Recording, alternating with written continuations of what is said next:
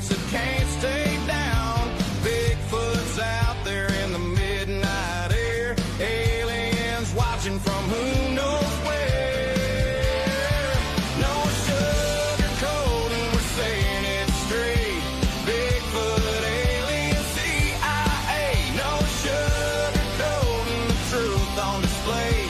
Jericho and Paul, bring it your way.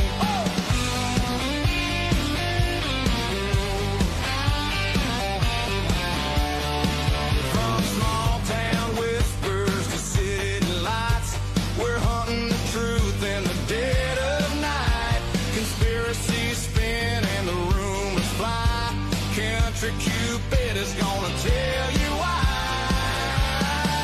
No sugarcoating, we're saying it straight. Bigfoot, alien, secrets to break. No sugarcoating, the truth on display. Jericho and Paul, bring it your way.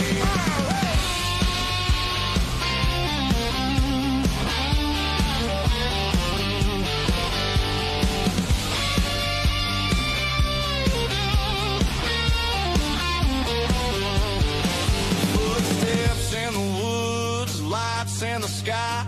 Some call it crazy, we just ask why. Laugh if you wanna, but you just might see there's more to the world than they want it to be. No sugarcoating, we're saying it straight. Bigfoot, alien, secrets to break. No sugarcoating, the truth on display. Jericho and Paul, bring it your way. Truth or a tale, come and see. We're gonna have some fun, y'all.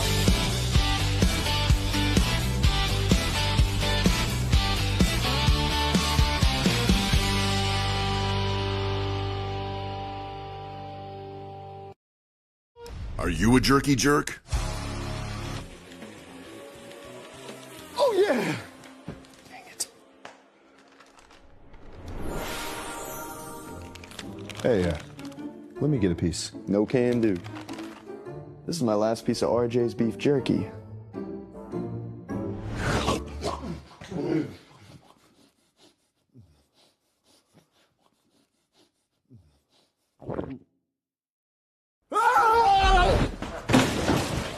RJ's Beef Jerky. Real jerky for real jerky jerks. You owe me jerky.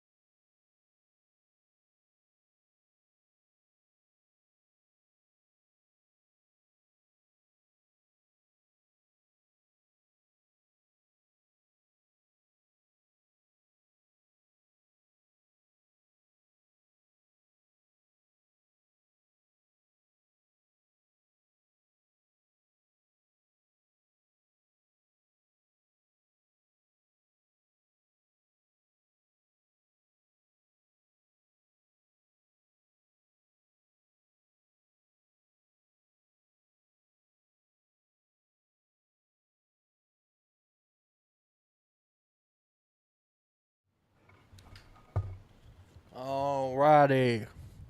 What's going on, everybody? So, we kind of got things working a little differently here, so I like it. Somebody said they couldn't. Paul couldn't hear the ads. Well, I Hey. heard them on mine. Oh, maybe not the voiceover ads. Did you add No, the desktop captured it? no, Probably didn't. no, I didn't. Sorry, Paul. We did to the song. We did to one of the ads. I thought the Whitley Garden ads. Oh no, we did. Yeah, you did add desktop capture. Well, No, I didn't to the. no, that's this. Okay. You should have added the P track. Over. Sorry, I mean, look, guys. You know, again, we're trying to grow. We're trying to advance. you're going to have hiccups every now and then, and that's fine. But we're not scared to show our flaws and show our growth. That's the biggest thing. The biggest thing is, can they hear us now? So we What's went up, through. Chris? How's it going, Chris? We went through some changes. Went and worked on. Yes, he couldn't hear the Whitley Gardens and us. Okay. So we gotta fix that. Yeah, we'll fix it. It'll be fixed. Paul, we're so glad that you're on top of us. Yeah. Without you, whew. But, well, the man, the myth, the legend is, we got RJ's Beef Jerky, old Ronnie Bright, Filling in for Paul, right? and the commercial. Well, you could they could hear the RJ. They could hear it. Just like the RJ commercial says, it's irresistible. It really is. My Lord, this stuff is delicious. I stepped out. I didn't even tell him he could have some. It was staring me down. I have a few bags sitting in here, just in case we had some guests show up. And I come back in, and he's like, "It really is irresistible." It was laying there looking at me, staring me down. I was like, "You're right. I do need to eat you." So, heard it loud and clear. All right, sweet. So, we've been working on things. We've been trying to improve and stuff, and we're getting there. Baby steps, baby steps. I mean, So, Paul noticed that we kind of zoomed this camera in a little bit, too, so in case Paul needs to pick his nose. Got to lean with it. hey, and it works. Hopefully it's a little bit more up close and personal, and then we can get some quality changes going and making some improvements to the show as they go with it. Setting the record straight tonight. So a few things though before we go. I want to talk about our short films. Got 3 first round draft scripts wrote that I've already submitted to these guys to check out, make sure that we don't need to make changes on them. So we have 4 episodes already planned out. We're just getting ready to start filming those. What we need from you is your ideas. So what I'm thinking is, and Paul and Jericho may have other ideas too, but you can submit your story to us, and then we can take that story and turn it into a short film. So if you have a ghost story, you have any kind of paranormal experience, any Bigfoot experience, sightings or whatever, or conspiracies, or something just happened to you, or you have an interesting story that you want to share with the people, then let us know. Send me, some ideas on it.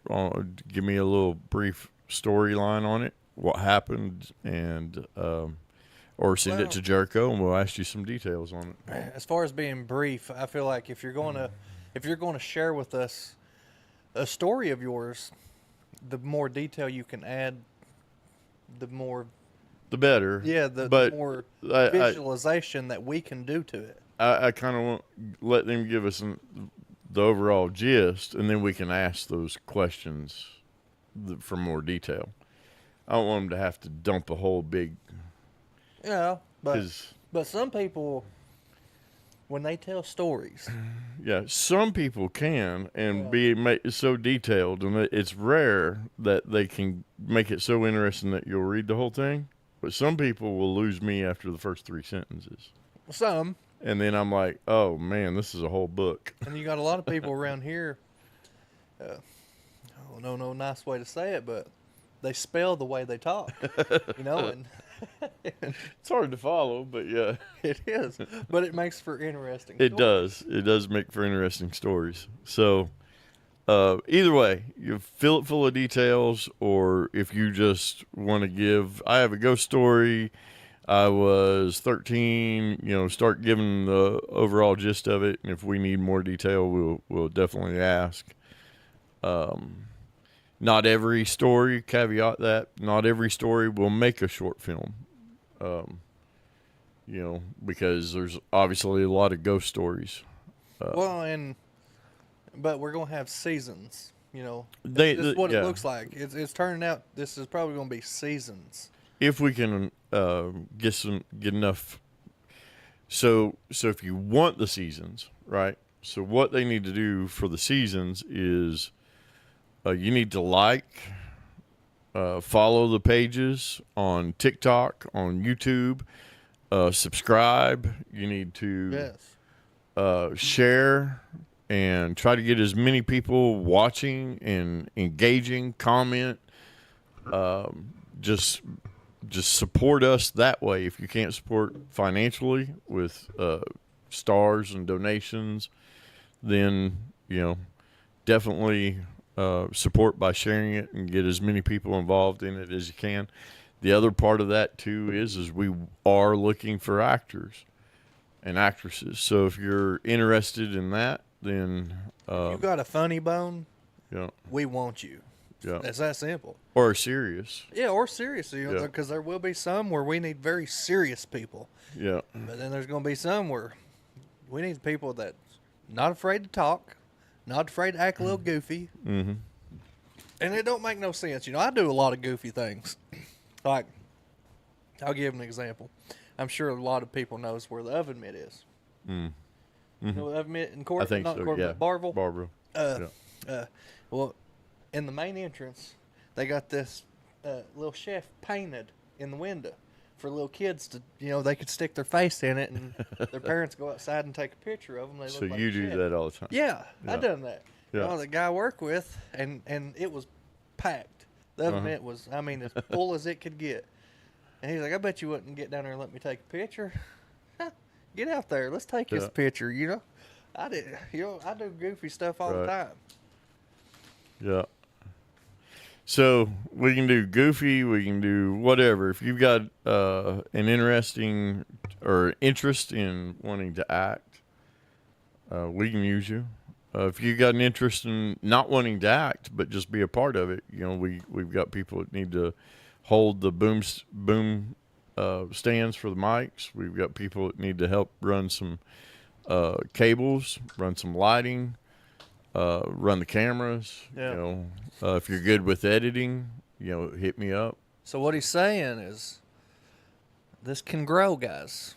There's a potential for growth, even for you, if you want to participate. There is, definitely. That's the simplest way to put it. If you want to grow with us, come on, let's So- do it. So our first episode that we're doing, we don't need any additional actors for, but the second episode, that one's going to be funny. Yeah. The third and the fourth though that I sent, if you didn't read those, I haven't yet, but I will. those are serious. Those are going to be a little bit more, especially the last one, the fourth one. We need somebody that can pull off a serious, dynamic acting skills. So, I think I could do it. yeah. I think I could pull a serious. I'm gonna have to before every take. You're definitely going to be in the one. Yeah, Yeah. but like on a serious one, like I would have to before they hit action, I'd have to like kind of get all my laughter out and then action. Right. Yes. We're walking down this blacktop road. Gets dusk outside. Cut. Fade to black. So have you got news you want to tell the people, or should I? About what's Yeah. going on. Yeah, things are going to change a little bit. We're going to try to work it out. I am taking on another job. It is going to take me down into Georgia. And I'll be down there, throughout the week, and I'll come home on the weekends. And I don't know. I really don't want it to be a long-term thing. Hopefully it's just a short-term thing until I can find something better locally. But in the meantime, we're going to be doing pre-recordings and then going live once a week. And you're going to see me on, but like through a Zoom call or something, It's gonna be rough. It's gonna be complicated, but we're working it out. And We again, have some bugs to work out Yeah. after the first few times. but again, this is part of that growth I was talking about. You know, we're doing this together. We're growing together. We're learning. You know, learning the software, the system, all kinds of stuff. So, really, I told Paul, I was like, it really just might be a blessing in disguise because just a week or so ago, he had mentioned only doing one show a week. You know, talking about doing a pre-recording one show and all this and that. And I was like, when this falls in my lap, and I'm like, it might work out. You know. Well, he'd mentioned the Friday because tonight, right? Corbin's got a home game. It's a big game. Yeah. I mean, it's a big game, special game tonight for him. So, go Red Hounds. But a lot of people are there. That's the reason why I couldn't find any last-minute guests because Yeah. a lot of my friends and colleagues are at the game. So, It is unbelievable how many people love watching Corbin. mhm. I mean, yeah, granted, they do have a great coach. They do play really good ball, you know. But my Lord, babe, like, that's ridiculous. $10 to get in too. That's why they that's why they $8. spent all the money right out On That's why that field. Yeah, that's why they spent all Yeah. that money just last year, whenever, on that field and expanded it. And It looks nice though. it does. nice. Looks very nice, but Yeah. I'm not a fan of turf, but to play on. but I'm sure they spent a lot of money. Mm-hmm. Whitley County did the same too, though. So Bear tracks, come after me. yeah. Ah. So, I'll tell you my side of it. I come in. When was it we came in here? The other day, I don't remember what day. I don't remember what we were It had to be doing. Friday. No, it was Monday, wasn't it? Yeah. Was it Monday? Yeah. No, you guys did a show Monday. No, it was Monday. You showed up first. And I was talking to you. Mm-hmm. Yeah, because that was the day the other Ronnie showed up. Oh yeah, yep. So it was Monday. And No, it was Tuesday. We came to work on the sound because Monday night didn't sound too good. I think, That or was was just it? Yuns. Oh, okay, yeah, it was I wasn't Monday. here for that. It was Monday.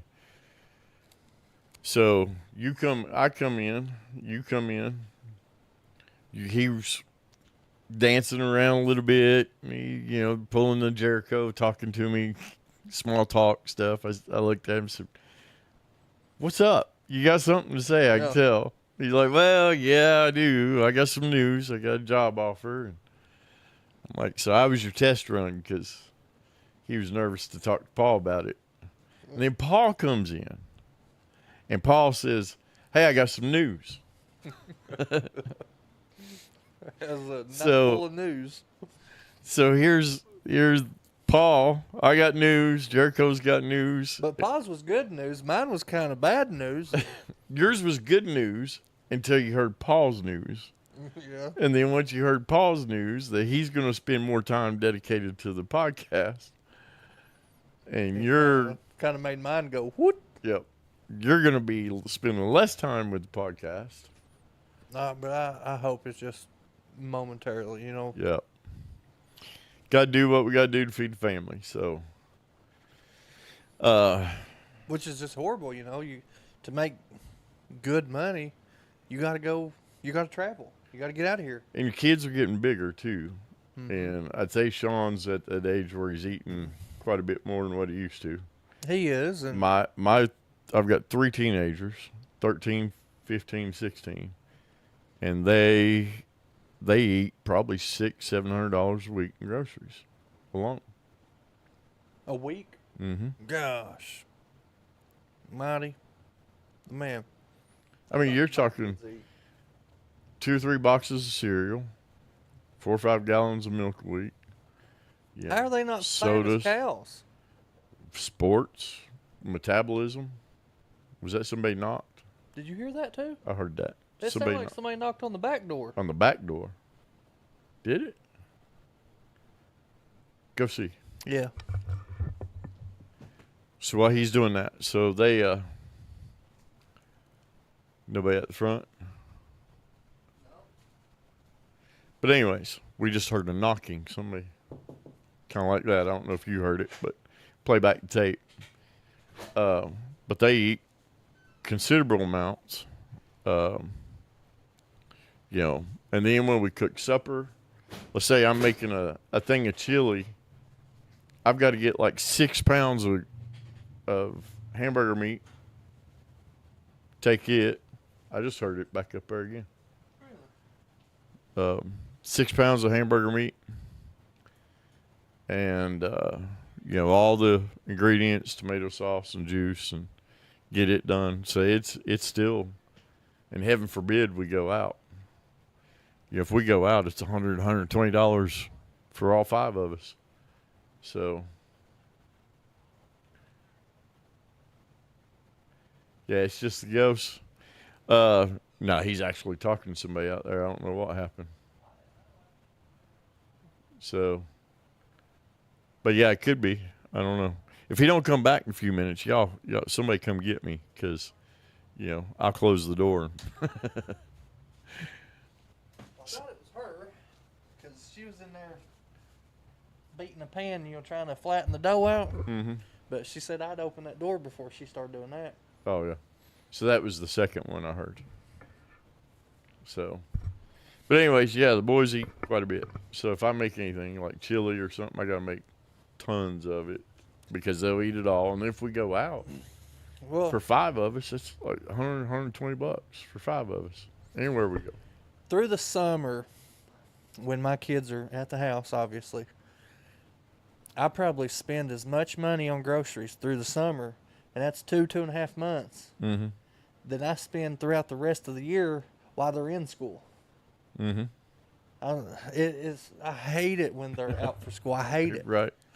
Because they'll eat. They bored eat. Yes, and I Bored tell eating. them that all the time. I said, you're just boredom eating. You're only eating because you don't want to find nothing to do. You don't want to go outside. You know, so what you do? You glut. Mm-hmm. I can buy a bag of chips. Think that I'm going to have me some chips here over the next couple of days. Go to bed. Get up. Gone. Yes. Gone. Totally That's why gone. we- Bag of cookies. Well, Gone. I'll buy the small bags of chips, because my 2 little ones, we pack their lunches. Mm-hmm. But that's going to come to, well, not soon. They still got a year or 2. I said as soon as they graduate, we'll get out of elementary. We're not packing them lunches no more. So we still got a few more years, but because that's what we done to my older boy.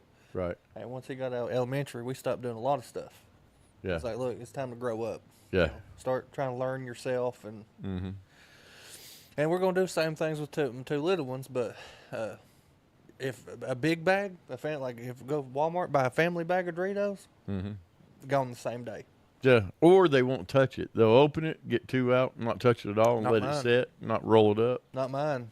My kids, they won't Yep. stop until that bag is empty. Most of the time, they won't stop until it's empty. But then, if it's the mood, if they see the open bag, they won't touch an open bag, even though they left it open. Mm-hmm. Yeah. Yeah. And then it'll all go stale. Mine kids are really bad with drinks. Mm-hmm. I cannot tell you how many full cans of pops I just poured down the drain. Yeah. It's hard to make it too on the incomes that we Well, got. and so- what's aggravating is everyone drink different things. Mm. We buy them they're what they actually drink, right? So, like my little boy, he'll get his drink out. He's the only one that drinks that kind. Right. And then then- he'll say that wasn't him. Yeah, exactly. That's not mine.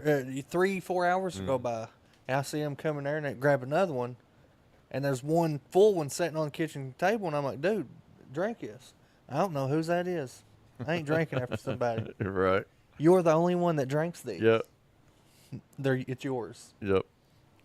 Can't trust it though. Oh, yeah. My kids are good at blaming each other. So Paul named the media side of things Yeah. Oh, I In- mean, I like that. NSC Media. Yeah, NSC Media. Like, as Yeah. soon as he sent it to me, I knew exactly what it was. Yep.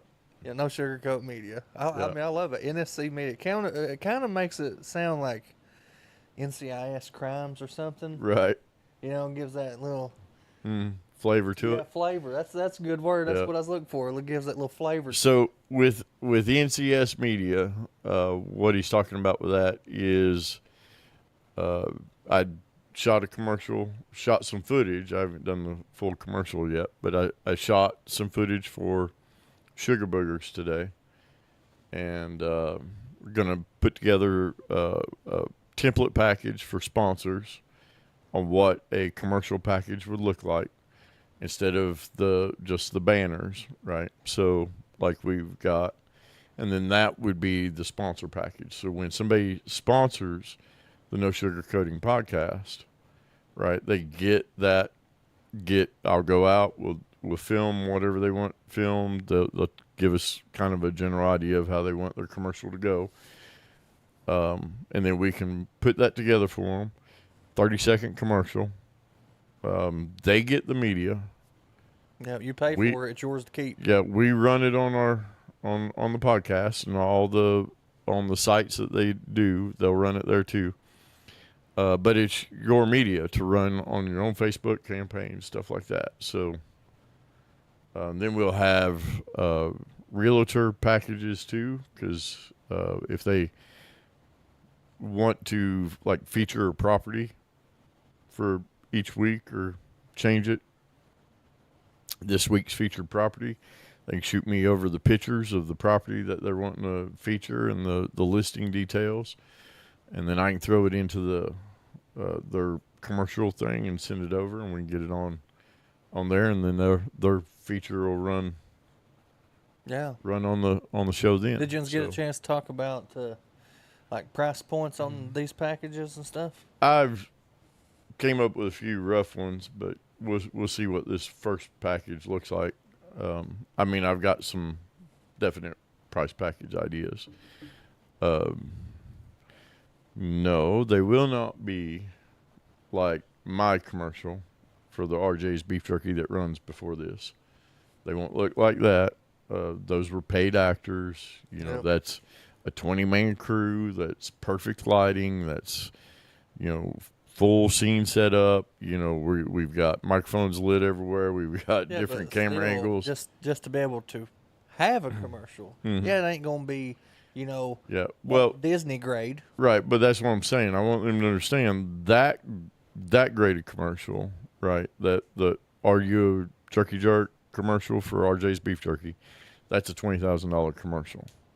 So there's a big difference, right? Mm-hmm. So you go to a car lot, you can buy a Prius, or you can buy a Ford Raptor. There's a difference. Huge difference. Yeah. So, and you get what you pay for, kind of thing. So we're talking entry level, but of course, if you want the big level stuff, we can make it happen. Just know that, when you're talking, well, I want what RJ's got on his beef jerky commercial, that's a good $20,000 commercial right there. So, and I've got receipts to prove it.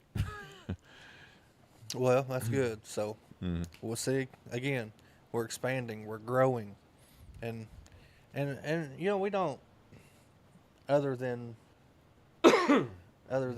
our short films, we are kind of keeping them a secret, but we don't keep nothing else secret. Yeah, we're an open book here. Well, the short films we're only keeping secret right now. The scripts, just because we don't want to do any spoilers, right? We gave general idea of what the whole concept is with those, and like I said, ghost stories, and you guys writing in, that kind of tells you what we're doing with them. It's more like if you've ever watched a Twilight Zone or an Outer Limits or a Tales from the Crypt kind of thing, where Jericho and Paul is kind of narrating and walking you through the story, and may even be in the story as different characters or whatever, but we're telling your stories. So, and listen, I'm gonna make my wife mad right here, but I've been losing weight, and I'm gonna look sexy in these commercials and these short films that we're doing. Right. Why would that make her mad? Give her a wink. Yeah. And I purposely said that just to irritate her. Oh, yeah. Yeah. Yeah. Well, I can only do so much with the camera, but we'll try. Anyways, Hey, I've been doing good though. I can say, probably month, maybe just a tad bit over a month, I've lost 22 pounds. that's good. You have. You're withering away, looking better. I've lost 22. Yeah. Well, I've been working out too. You know, But but I you got to stay with the working out because Oh, I am. I mean I did it and now I'm down to nothing I am. again and I got my belly again. So I'm staying religious on it. Yeah. I didn't get to work out yesterday. I normally, podcast days is my rest days. I don't work out on podcast days. But I didn't get to yesterday. So I rushed home, got a really good quick workout in, right, and then I come here. right. Well, that's good. Still skipping leg day. No, I'm incorporating it, but not as much. Right. Because I tell you, I need to be able to walk, and I done an extensive leg day once already. Couldn't walk for a week. I mean, I could, but man, it was a workout just trying to walk. Oh yeah. I hate that. Oh yeah. Yeah. So I've reared back on it. I'm doing more moderate leg workouts, just building it up. Right. You've not seen my truck. My truck's got the 8-inch lift kit on it. It's Oh, God. jacked way up there. And Grab the handlebar and jump. yeah, so Justin Rose and I used to work out all the time, and we'd have our set schedule, and we took one rest day off a week. And we'd go work out for about 3.5, 4 hours a day. And See, I work out for about 2 hours a day. right. And my wife's like, that is overkill. I'm like, no, it's not. No, it's not. Because once your body starts getting, By the time the first hour, you just warmed up, really. yes. And then that next 2 hours is easy, and then you've got 30 to 45 minutes where it actually starts becoming push. Mm-hmm. And you got to push yourself to finish, and Yeah. that's when your gains come. Well, and even me, So- like most days, I'll start off heavy Mm-hmm. and then work my way to light, because Right. once my body starts getting tore down, that push that you're talking about, the gains, you want to jump down in weight Mm-hmm. Right. and just try to push it, try to max Reps. it out. Yeah. Reps and stuff. I don't never start off light and work heavy, Mm-hmm. and I know people that do that. Well, we never did start light and work heavy. What we did is we tracked what we did last week weight-wise, and we tried to go 5 pounds each week, a little heavier. Ooh, or that's two. that's a quick jump. Yeah. 2.5 to 5 pounds each. I would week. I would see going probably every 2 weeks jumping Yeah. 5 pounds. You might be able to see it. Which, I mean, if you can do it, do it. There's nothing wrong with that. Well, once you reached your peak, though, you'd be stuck there for a little bit. See, the way I've been doing it now, I just here recently, but I just told you about maybe a month in a week. I just got back into working out and trying to lose weight again. But me and my wife used to do it religiously at our old house before we moved, which was 2 years ago now. Right. We probably worked out for 2 years, and we was in the best shapes of our life. And then I was all about heavy. Let's do everything heavy. Right. I got to where I was working out, like if I was doing bench, my workout was with 300 pounds. Oh, yeah. I would do 3 sets of 20 Oh. with 300 pounds. And yeah, I like that. And I'll eventually get back to that. But now we're like, I understand it more, and I've been really studying on the proper form. Yeah. Because I've tore my shoulder. Yeah, you got to have proper form. I've dislocated my shoulders. I've threw my back out. I've done Right. all kinds of stuff, and I'm like, I'm not doing that again. I went to work out a couple of years ago. Well, probably about 4 or 5 years ago now, with my nephew Wesley, Wes Garlic. If anybody knows him, I mean, he's probably one of the biggest dudes around here. Used to be the manager at Smoky Bears, and now he's working for Nathan at Fat Butts in London, managing it. But he's a big dude, real big. Went to work out with him a couple times and ended up having to have hernia surgery. Yeah. Yeah. Well, so what I'm doing now is like, I started off very mild, in weight and stuff, and I'm just doing the most reps I can do while trying to focus on that form. Yeah, got to get that I muscle don't- memory yeah. form in there. And 'Cause- that's what I'm trying to do. I'm trying to Yeah. get that muscle memory form, so that way when I do bump up to heavyweight, even in that struggle, right, I still got that form. right. I don't want, and that's what I'm trying to instill in my son right now, because he's committed in this with me, and man, he gets so tore up. It's that teenager, Yeah. that he's and he's getting in the age now where his anger and stuff's really starting to come out in him, Oh yeah, which is fine. I can handle his anger and stuff. Kill it with kindness, right. and that's what I try to do. Yeah, But I don't care how mad he gets. There's no better way to say I don't care how mad he gets. I will not let him do something that I know is going to hurt him, right. and that's what makes him mad. Yeah, It's like, just let me do it. I'm like, Yeah. you'll do it the but you right get the way. right way. Yep, because there's a right way and a wrong way. So, Chris has a haunted house. Yeah, send us your story, Chris. We'll definitely try to get it Yeah. turned into a Yeah. short story. So anyway, like one thing I'm doing now is like like on bench. Bench is the most common thing. Everybody knows what benching is. Like I'll put 100 pounds on there, and I'll just burn out on it. I'll do 30 to 50 reps. I'll do 4 or 5 sets, 30 to 50, Right.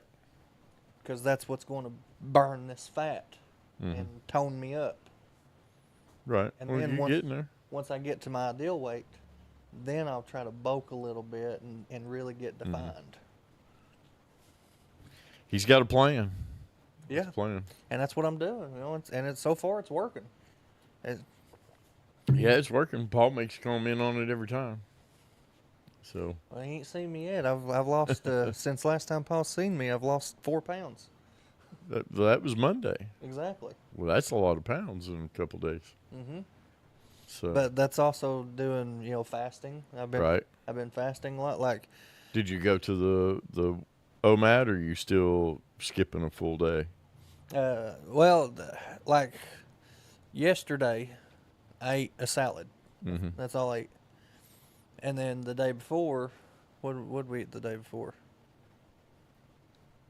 For those that don't know, OMAD is a 1 meal a day diet. Yeah. So it's called intermittent fasting, and it's part of the intermittent fasting program, where they say if you go 18 hours without eating, your body actually starts eating its own fat, right? Turning the fat. And it works. And it does. It works. I mean, you'll starve. I'm telling you, you'll starve to death. But Well, I didn't starve too bad with the 1 meal a day, because you can eat up to like 2,800 calories in one meal. No, see, even what I'm doing is I've still been eating the 1 meal a day. Well, I haven't today. I kind of indulged a little bit today, but I'm still in my calorie deficit. Right. But even when I'm doing the 1 meal a day, I'm well below my calorie deficit, and that's really what's keeping the shred going. But you got to be careful though, because there's that. If you're too far in the deficit, then you're gonna lose strength. Yeah, that's true. You will. Your body will eventually start eating muscle over fat. But that's why I'm trying to keep active. Stay active and Right. drink plenty of water. Just don't crash out. Yeah, You start getting too bad, then we're gonna force. Oh feed you. yeah. Yeah. Well, if you ever feel that, if you ever feel like you're going to crash, like your body. Yeah. If you ever feel like you're at that such fatigue where you're like, I think I need to sleep. It ain't sleep. You're about to crash, like you said, and you need to eat something. You better eat something. Get a couple calories in you. Oh yeah, yeah, because your blood sugar could drop. Which a lot of things. over the month I've trained. My stomach has shrunk. I've trained myself to be able to go longer hours without eating. Man, that first 2 weeks Oh yeah. was probably the hardest. It was unbelievable. Like, because I quit pop, like cold turkey. Right. You gotta get rid of that. Oh. Can't do pop. The caffeine Yeah. headaches though was. Well, coffee. Coffee's good. Red Bull's not good for you. No, it's not. But like I said, today I've indulged a little bit. Even with that, I'm still way in my calorie deficit, so I'm fine. Oh yeah. But I'd say, was it Monday you come in here with pre-workout? oh yeah, Oh no, it was when we was doing the meeting. yeah, it's, When we had Sunday, it was a Wednesday when we had the pizza in Oh, here. yeah, and he that was comes in here pre-workout. No more meetings. If he's got pre-workout in here. I was hyper as could be. Oh man, if you think he's Jericho now, we had the full version. Hey, but them creative juices was flowing. Right. My mind was racing. I was like, oh yeah, we can do this. Right. But if anybody, if anybody ever wants to try to get serious into this, you know your body better than anybody. Listen to your body. You push it a little bit. Try to push yourself to the limits, because the more you can push yourself, the further you can go, the more gains you'll get, or whatever you're trying to do. But don't push too hard. Like even with the eating, like I'm doing. Yeah, some days I get hungry, and staying active curves my mind away from the food. That helps a lot. Right. Drink the 4-hour water. Keeping something in your belly. That helps curve that hunger. And I know a lot of people out here, which still blows my mind, even when I wasn't drinking a lot of water. I still to this day hear a lot of people say, water tastes so nasty. Water's tasteless. Yeah. Well, I mean, maybe some faucet water or something. But you might can have get a little those taste. 0-calorie flavors for that too. Yeah. No sugar. Well, that's what I do. Yeah. I mean, I'm sure you've seen me Yeah. a few times coming here with a red water, because I bought some fruit punch, because I like Right. I get it. I like to have a little bit of flavor, but I can drink straight water also. Right. It has no taste to me. Yep. I don't get where people's like, oh, water's nasty. I mean, she said it earlier. Right. I was like, I don't get it. Yeah. I don't get how people say that. Like my father-in-law absolutely refuses to drink water. He says it is the most nasty thing ever on this earth. Most nastiest thing. Yeah. It's tasteless. It's like air. Exactly. Yeah, So I don't get it. I'll never get it. yeah. I mean, there is now, like, I used to drink Cumberland Gap water like it was going out of style. There is a difference in the waters, I think. There is a difference, because Slight. now if I drink Cumberland Gap water, it don't really have a taste, but it feels thick. And I'm like, water shouldn't be thick. Right. There's something going. Something in the water there. Speaking of something in the water, Paul said London is crazy right now. Possibly a racist city council, he said. Well, what about the city councilman there in London that just went to jail? Yeah, for being... Well, I think that's what he's talking about, because he made a racist comment because his wife or girlfriend... But that's not why he went to Fiancé. jail. He went to jail because of harassment. Abuse, Yeah, right? yeah, and abuse. Or domestic violence, right? Yeah. But in that recording that he was talking to her, it was because she was with someone from a different race, and he called them the bad stuff, and I mean, that just shows, London is off its rocker. I will, and again, guys, that's my opinion. Everybody, everybody's got them just like everybody's got buttholes. The freedom of speech is the biggest thing. I don't want to get shut down for just saying my opinions on things. Now, if I think it's factual, I'll tell you I think this is factual. But now, my opinion. You having a fight with one of them things? No, she's washing him. Okay. But as far as London, I feel like, in my opinion, London has come off its rocker. London is definitely. I'd love to get with Justin and do a comic strip on London, because it's definitely it's comical. I mean, it is so comical really right is. now. It's sad. It's really sad. Well, you got the but ex-mayor now trying to overthrow the ruling. Well, yeah. So this is what gets me though, is the mayor gets voted out, and then he's at a preaching thing the very next night, screaming, praising, preaching. And after we've already heard of all these other tapes of him cussing and calling somebody else, I'm thinking, So you're saying he's a hypocrite? I'm just saying, if y'all heard me saying stuff like that on here, I would lose my congregation in a hurry. Yeah, yeah. Everybody would be like, I ain't going to that church. He's a hypocrite. Well, I am a hypocrite.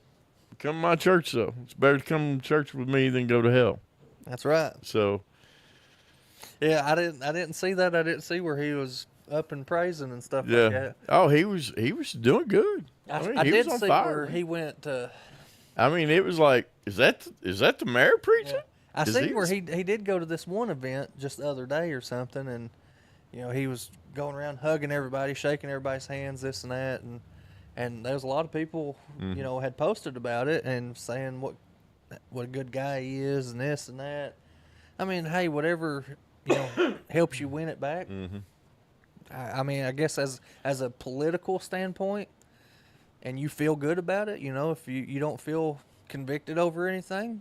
Well, I mean, he's got the popularity now to win the election just on name alone. Yeah, I mean. So, I mean, everybody knows his name because we've had. This impeachment, them trying for past 6 months now to get Yeah, impeached? well, that's been in the news, and then you've got Doug Harless in the news. Yeah. You've got the shooter on the interstate in the news. Well, what aggravates me? What, the shooter on the interstate? You talking about Joe? Yeah. Oh. Yeah. I mean that brought national attention Oh yeah, to the mayor. it did. So, But what aggravates me is, I mean, yeah, the Joe thing was, while it was a hit, it was a hit. Mm-hmm. I don't know any better way to say it, because like once they was like, okay, we found the body, it died. no more investigation Yeah, on it it died right whatsoever. there. And I'll tell you, the side on that is we've been trying to get a security company and investigation company going as well on side. And I offered to assist in investigation and get us in there, and we were told no. But yet they let somebody else come down, some YouTubers come down, retired police officers from somewhere come down, and just happened to find the body Well, it's because just 20 yards from. it's because their names was the Hatfield and McCoys. Right. They have a name that's been around for years and years and years, centuries probably. Right. And But we've got drones, side-by-sides, boats, all that stuff. That's what we had to be able to do search and rescue and do all those things and investigate missing persons and stuff. And that's what we were trying to get into, is to actually help somebody. And the fact is this is still somebody's child no matter what happened, And there's got to be, and the victims too, they want closure as well. So there's two sides to that. And everybody at that point felt like the police was dragging their feet. And they were. Essentially because they didn't find the body. yeah, and what's crazy, So- like I've spent a lot of my life in the woods and stuff, and I told my wife while that the Joe thing was going on. Mm-hmm. The news, the police, everybody was saying this, that, blah, blah, blah. And the first day it happened, I told my wife, he's dead. He's already killed himself. Because I know Joe. My wife knows Joe. We grew up with him and stuff. I know, who he is and how he is and all this and that. Mm-hmm. And I told my wife, I said, he's dead the very first day. And then I also told her where they'll find his body. And man, I was almost spot on. Spot on. Yeah. There's still some questions, which, I don't have the police report in front of me to be able to. Well, so what I don't want to speculate on it because it's went been on, so far back. I just went off of what the news was saying, like where it happened, and then I pulled it up on Google Maps. Oh yeah, I was looking at the terrain. Had to be in this certain radius. Yeah. Is where. Well, I was looking at the terrain and stuff, and then I was just trying to base my knowledge of him, because I've known him for most of my life, but so I was trying to base my knowledge of what I do know of him, and the terrain, and his actions that day and stuff, and I was almost spot on. Yeah, and that's where we found that we were connected because you knew him, and Yep. and it's an in-law of mine, so it's a small world for sure. I've, and that's something else. I said this once about this show is, I've realized how small this world is. Oh yeah, The more this show goes on, oh yeah, how similar things are, how and similar things are, and how everything's how connected. close people are together, and they just don't realize it. Oh yeah, yeah. It's even my wife and I were talking about growing up, how the different places we would go, the different things, and we never actually at the same place at the exact same time, Yeah. but within few minutes of each other. Until it was time for us to actually meet. Even me and Paul, Paul used to hang out every day at the house I grew up in, Right. the same exact house. Yep. Now, what's the odds in that? Right. Yeah, that's pretty wild. So, but then there's the Doug Harless thing. So this has made regional news, even Kentucky-wide news. So that's another thing that's got the mayor's name, spread out. So Which again is just pushed under the rug. yeah, Yeah, that what irritates me with him, one, it they was just wrong. hand everything over to KSP. Well, it was wrong. It should have never happened. I think police should be held more accountable, and they should do their due diligence. They shouldn't just barge into a house that they think is the right house. There's so much wrong with that. If I'm looking for a house, and I do every day.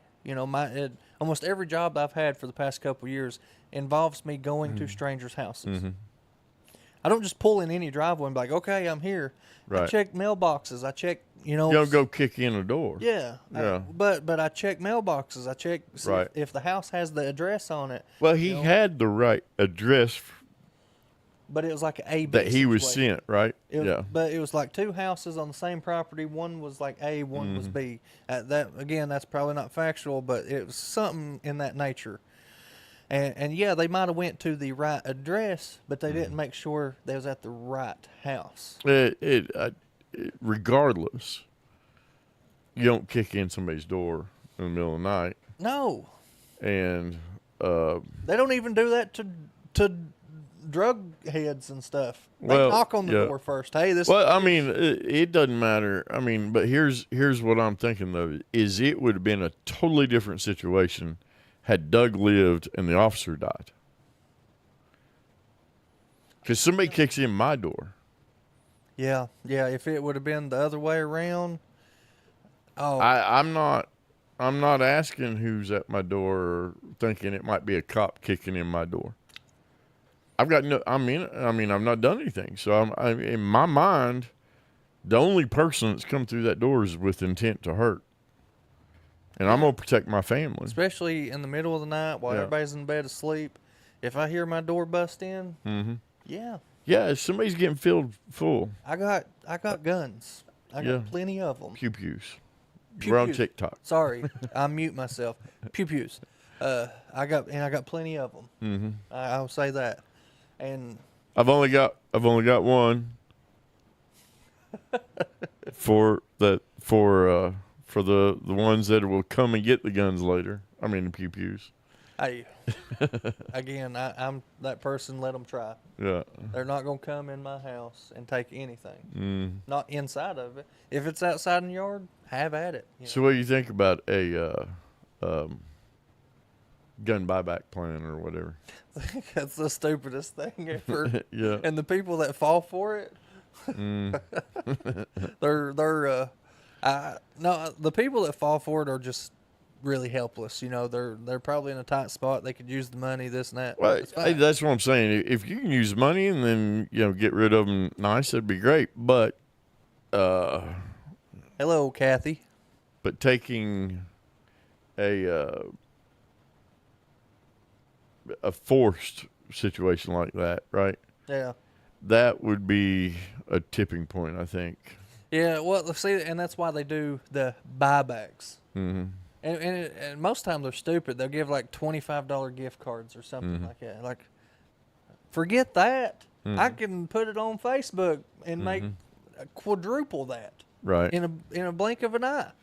It's normally I don't know what I've never been through a buyback, but I know Australia did, and But that's why they do the buybacks, to make it look at your own free will. like you volunteered it. Yeah, but, you volunteered it, even though they're persuading you to do it. Yeah. But But it's that's still the voluntary. that's the push. So what would be common sense kind of gun laws then? Because this is what got Charlie Kirk involved in a lot of the stuff he was in, right? Well, I So mean, what would be, in your opinion, what would be a common sense kind of thing? Because I mean, we can go down this, I think is the spoon to blame for you no. gaining weight? And, No. you're obviously trying to work out and get in shape. So, No, the spoon is not to blame. I mean, it's so how do you control that though? yourself. Yourself. Control yourself. So I think if they want to enact laws or rules or this or that to own guns, like hunter's education, and this ain't, hunter's education is not something you do every year or every other year. It's a one and done, right? Mm-hmm. You go get your orange card, you go to hunter's education one time, you get certified. That's good for the rest of your life. Right. But they should do something similar to that, but make it recurring, like every 3 years or something. So why not do like a CCW class every couple of years? Well, to legally carry, you do have to renew your license. I have my CCWs. You don't have to in Kentucky anymore. No, It's- you don't have to. That's not you. No, No. you don't have to. But if you want to carry in other states, you do have to. Well, there's a few states that got rid of that too. So But there's still a lot of states that hasn't. there's a lot of states that do And- have it, and, and, you know, if you'd you have get to your- have your CCW. If you have your CCW in But Kentucky, now Kentucky only covers a few states too. It doesn't cover Ohio. It doesn't cover Pennsylvania, and I think there's a couple more it doesn't cover. who So wants- if you who wants to go to in Ohio, Cincinnati, well, I was born in Ohio. You got Kings Island up there, and the Cincinnati Zoo, and but again, Cincinnati Bengals, you can still open carry in Ohio. which Joe Burrow is out for. All right, sorry. But you can still open carry in Ohio, so Yeah. it's as simple as going from concealed to having it out and open to keep yourself out of Yeah, trouble. and you can still open carry in Kentucky too. But So I'm more of the fact, I think that's more showboating. People that's out here open carrying and stuff, and they always got like these desert eagles and stuff Right. like that. Yeah. That's showboating. That's all that is they're just trying to play an act, try to scare you, this and that. That's why 44, Yeah, that's big as your leg. That's why I would just prefer to That's conceal not a carry. pew. This is a pew pew. Yeah, that's why I would just prefer to conceal carry. Mm-hmm. I'm not trying to showboat. No one knows I have it, but I do have it in case I need it. Right. I'm definitely not the one that will have it on my side out in the open. And they always. and a I lot- try not to, I mean, I did a lot of security for places, and I did security for Ronnie Smith at Restoration for a while. I was head security there, and then I let Justin take it over, and I became the instructor. But then I went and done security trainings for other places and other companies. That's the one thing is you. I always suggest before you carry, you got to get comfortable with it, right? Mhm. Because if And- you're not comfortable with it, then what happens is that's when mistakes are made. Oh, Lord, right? yeah. So And that's with anything in life. and you will always. It's like if you stub your toe, you're going to baby that foot for a while, right? Yeah, So the moment that something's on your side, I broke mine. you start babying that side, and you'll be very cautious of it, and you draw attention to it, You do. and that's when you're asking for trouble. The Barney Fife thing, trying to Well, get that out and get your and that's- bullet out. Well, and that's one reason I like concealed carrying. Mm-hmm. I stick it in my pants, but on my hip. I can't. I'm too fat. Well, even I've got the Dunlap, and it's done ran over my. I used to conceal carry. I had one of them ones that went in, and you could just pull up. Oh yeah, but see that's Yeah, that's but right now here. I can't That's why I pull like it up putting it anymore. on my hip though, because like even when I go sit down, it's not in the joint here. Yeah. You know where I. Well, that's what I liked about mine because it went below the belt line. So if I sat down, it sat with me, Yeah, well, but you wasn't getting it out sitting down. but see if you carry it on your hip, you can. Yeah, Even sitting down, you can. It's I'd be more of a side now. Well, Yeah, side in the holster. wintertime, you know, Yeah. I actually bought one of them because I was, you know, in the winter, Mm-hmm. you're always wearing a jacket and stuff. You rarely take it off. Mm-hmm. And so I bought one of them, you know, side holsters. And I was like, hey, this wouldn't be a bad idea. Yeah. Well, I'd like to design a holster for right here, right behind my neck. So kind of like a samurai. Well, because it's always Yeah, it's like, oh, let me stretch. this right here, you know, and then out. So, but yeah, you always hands behind your head. Yeah, got one right there. Get me a little snake charmer or something. Paul said, acknowledge my stars. Acknowledge the stars. I did, Paul. I think I'd done it before you said that. Yeah. So you sent some stars. Great. Thanks, Paul. Appreciate Paul, that. Jessica, and Leanne sent Oh, did they? And I have acknowledged all three of them. Acknowledge all three. Good job. He's on it. She wrote something there. Mental health issues, right? They are real. I think though, that's the thing. And this is what Charlie Kirk said, and this is where he was misquoted because this is what everybody misquoted on Charlie. Was when he said that it's acceptable, right, to have some pew deaths, Yeah. right, to maintain the Second Amendment. And they left it at that. So, you know, you got what he deserved, blah, blah, blah. You know, he got what he was saying. But what he was saying is, you know, the common thing is right, we understand flying is the safest way to travel. There's less deaths flying than there is in driving cars. And there's 50,000 people die a year in cars. Well, we could save 50,000 lives by getting rid of cars. Right? Yeah. But then you would lose, you know, mass distribution of supplies. You would lose shipping like that. You would lose, you know, transportation, the comfort from being able to get here to Lexington in an hour. You know, I mean, it would. Whoa. So it seems like humans are. Even though the tragedy is it happens close to home and we lose somebody in a car pretty regularly, chances are in your life you're going to know somebody that died in a car wreck, or you're going to, you know, or it's going to be really close, or it's going to be you, or it's just, you're going to know somebody that's passed away in a car wreck, unfortunately. I think since I've graduated, there's been over 10 people already die. Right. But see, that's tragic for the family. Yeah. But none of the families advocating for let's get rid of cars. No. You'll never hear that. Yeah. Because everybody's got to be able to get to work and this and that. So that's what Charlie was saying, though. See, but the moment somebody gets, you know, in a violent situation, they call for get rid of all the guns. Mm-hmm. But yet, you know, everyone that's saying get rid of them, all your Congress members are protected by armed security. Big churches protected by armed security. Banks protected by big, you know, armed security.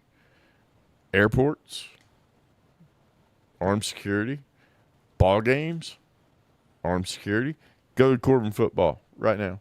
Tell me there's not armed police officers around that thing. Mm-hmm. There is. It's an essential part of life. But the schools themselves don't have armed security. Or they may have one armed security guard. And they're not trained in an actual active shooter situation. They may have some type of trainings. But see, that's what we specialized in. I'm certified active shooter trainer. So that's what we do, and that's what we went to all these churches and did, was train them in active shooter situations on how to respond and how to get through I've that. trained in it too. and how to save lives. So, and you know, we've ran through some scenarios on it that you would think training doesn't get to you. But the way I run it is a psychological warfare, because when somebody goes in to do mass intent, mass harm, they're not thinking the way somebody would normally think. So you have to put your trainees in a psychological warfare.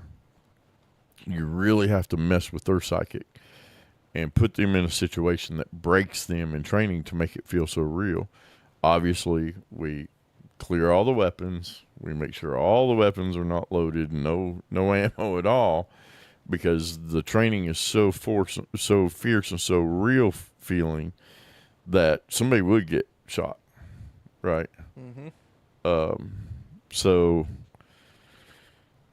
we build it up. We do classwork. We do prep, and we talk about the different scenarios, and then we do live action scenarios. And then at some point during all this, I'll have a team actually break in and run a unscheduled to the training active shooter situation, and they have to respond just like they would if they were in that security situation, and they don't know that it's actual training. And that would work. You know, And and we're talking hostage taking. We're talking making them talk to their wife for the last time over the intercom, because, you know, if it's an active shooter, they'll take over your comms. If they're trying to get a hostage situation, they'll make somebody else do the communication on that. Yep. And what do you do if you hear your wife talking to you on the other end, knowing that somebody's got her hostage? I'm gonna sneak in there. You can't. You I can't rush will. in there. I will. Your job is to protect the sneak. message. Even if I have to climb up in the ceiling, Yeah, do but- whatever I will need to do. But you don't know that's the only shooter in the building. They won't find me. But you got to protect the kids. You got to Oh, protect they'll be the other protected. people. They'll be protected. They're gonna get the pills outside. And I'm gonna go back See, in. you done failed the psychic part of it. No. You're gonna have I'm to. like a stealthy ninja. You're gonna have to calm down. and- I'll be calm the whole time. That's how I'll be able to do all this. Yeah, but you're leaving other people No, I unprotected. just said they'll be outside, away from evil. How do you know they ain't nobody outside waiting? You Have you cleared it? Yeah, look, we're good. Guys, run to the ditch. Yeah. Yeah, so you got to clear that area. It depends. So, I mean, there's different scenarios, right, that you'd have to, and each building has its own unique challenges. One of them being like restoration. You know, it's got a under basement thing there. So where it had the locker rooms and stuff under the gymnasium, the guys didn't like me sending them down there because there's no lights and it was all nasty and If that's dirty. what's gonna keep you safe, you're going. But I'm like, to clear, you know, we lock the sanctuary, you know, you lock it down, and instead of unlocking or doing that, you go under it. You don't go outside because we don't know if there's somebody over here with glass on you, 100 yards away, watching the exits, because all the exits are on that side. So if you had somebody that was watching, they would know. They only have to be 100 yards away, and they could hit every exit you got from that one point. So the only way you're getting from this point to that point without exposing yourself is through the tunnel.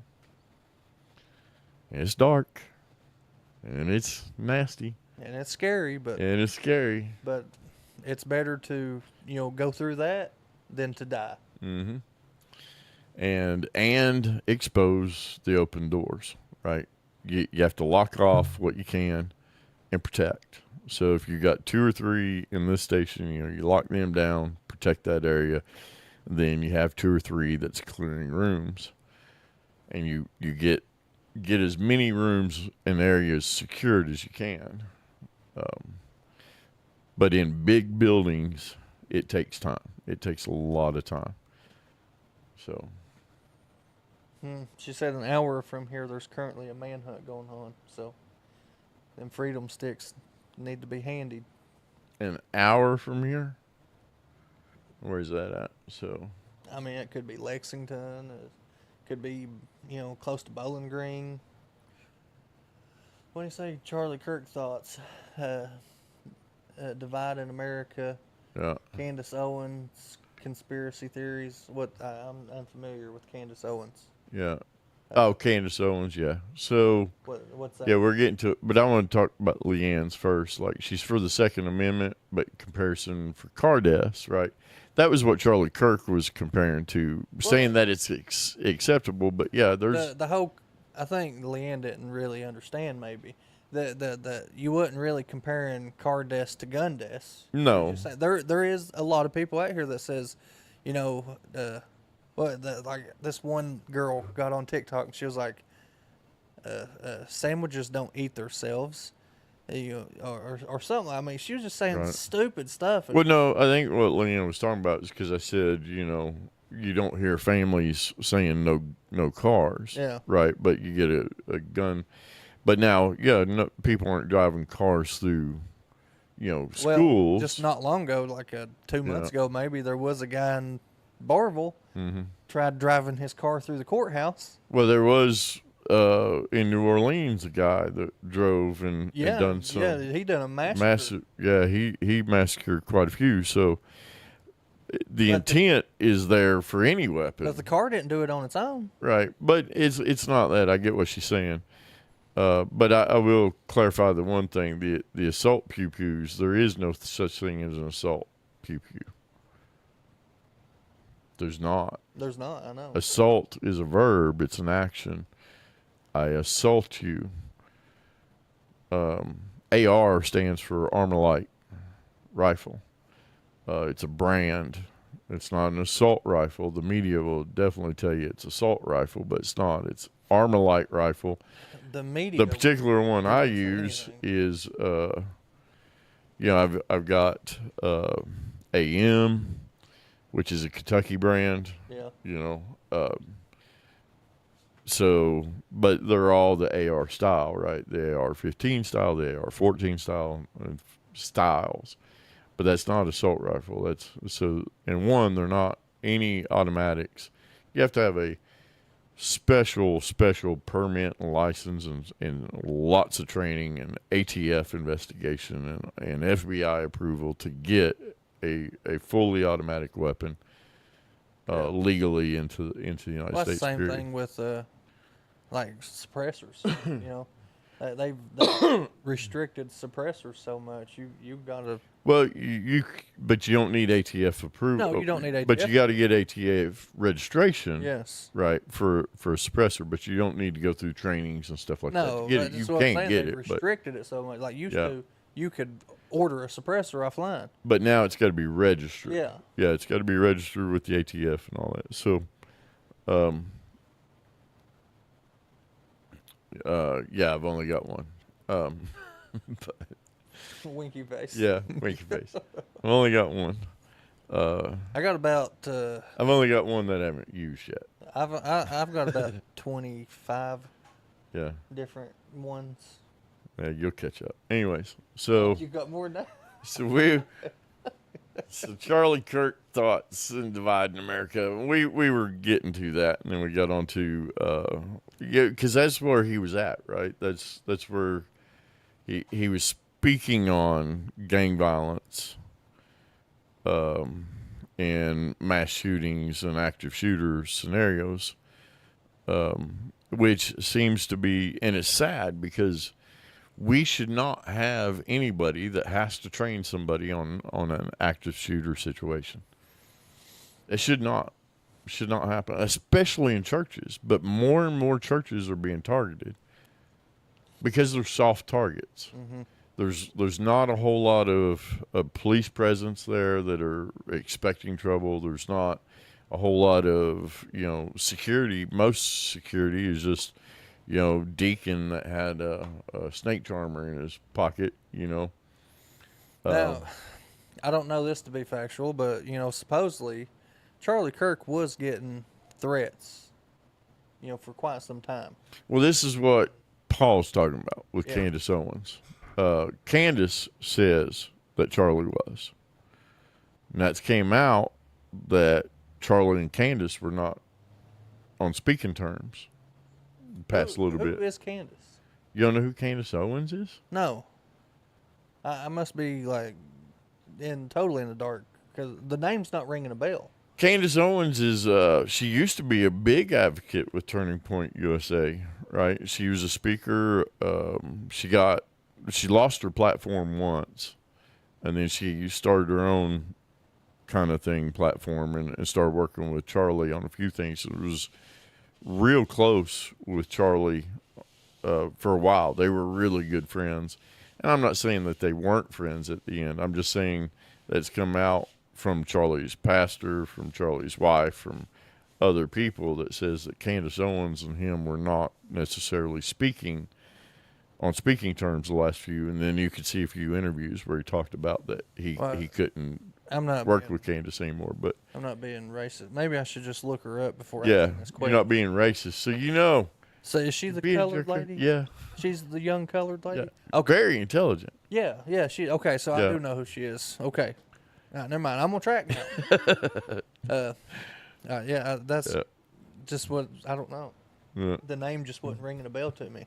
But after Yeah. hearing that, I was like, okay, maybe it is this lady. It is. It is. And she's very intelligent. But she does have some wild theories. Doesn't mean I agree with her. You know, I didn't agree with Charlie on everything either. But I don't, I mean, they have some valid points, very valid points. But now, as far as them two getting along, I'm not sure.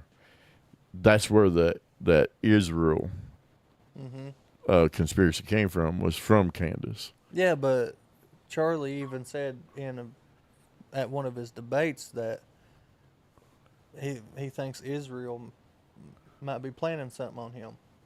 In one of the debates. Yeah, he was at a debate. I can't remember what it was, but he had come out himself and said Now, I know Candace said that he said that. But, he did. But now I don't. I've tried to find the video. I watched it. He come out his own mouth Yeah. and said that he feels like Israel's probably planning something on him. Huh. Yeah, I'd have to see it. 'cause So I've that's seen really it. not a conspiracy theory. If he's when thinking the man that, yeah. himself even thinks that. Right. Yeah, if he said that, for sure. But I know Candace was talking about the letter and a few things going through. I don't know. Paul's drinking tonight, ain't he? What? Queen of the French have a pecker? I don't know what he means by that.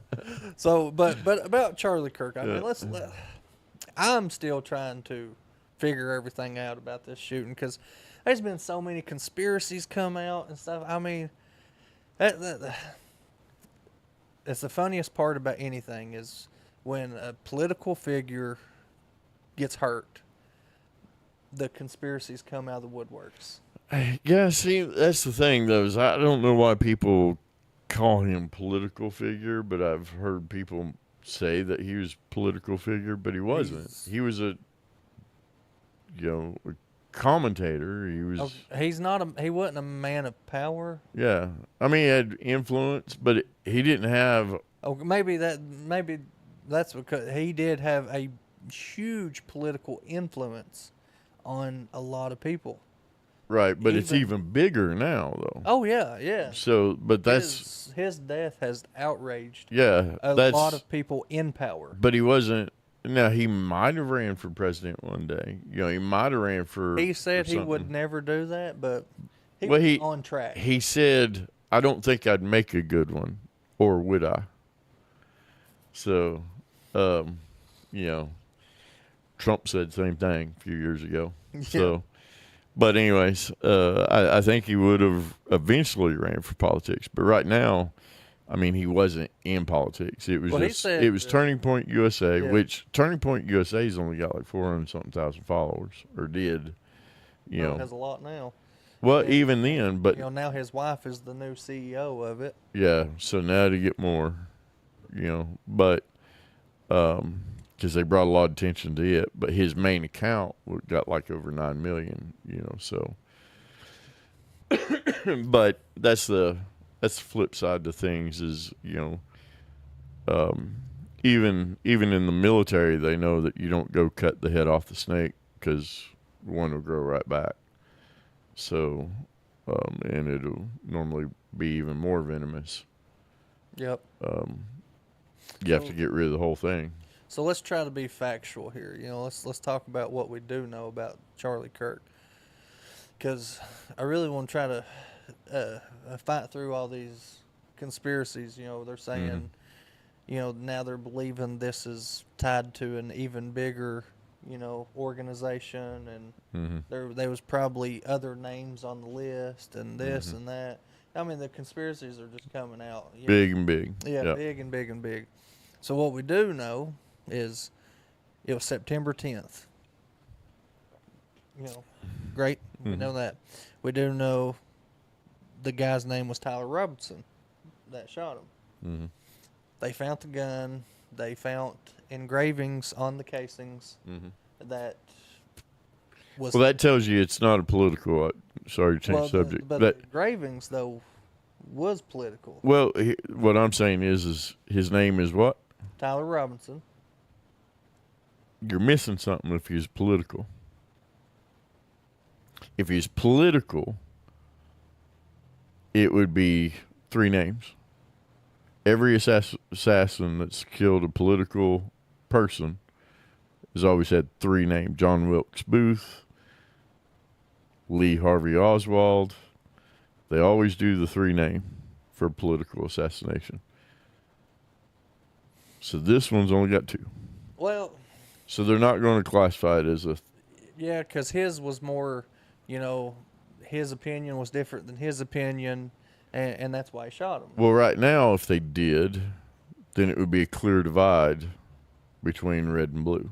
Right. And then that would cause big civil war. There was no red and blue in this, or left or right, or whatever you want to call it. It was solely opinionated. We do know that. His only reason for doing it was because he said in his text that it was because some hate can't be negotiated with or something. So what? And I just want to say something right fast. Let's see if you can get this. And this really intrigued me.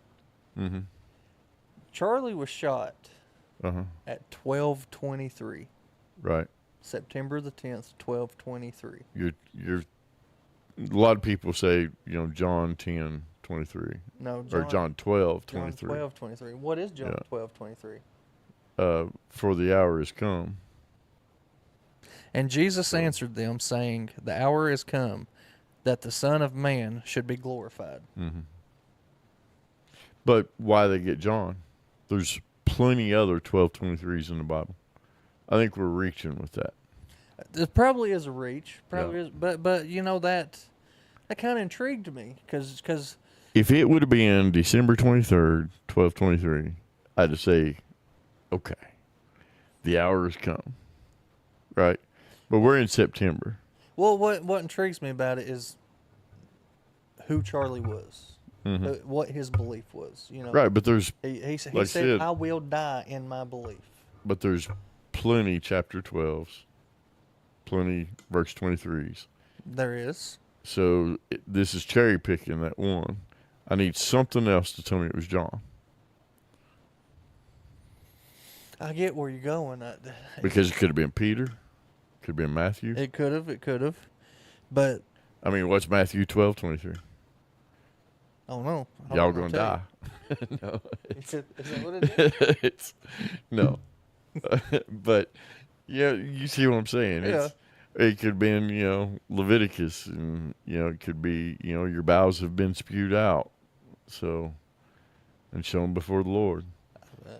You see what I'm saying? It's Yeah. And he hung himself. There's Well, plenty 12:23 possibilities in there.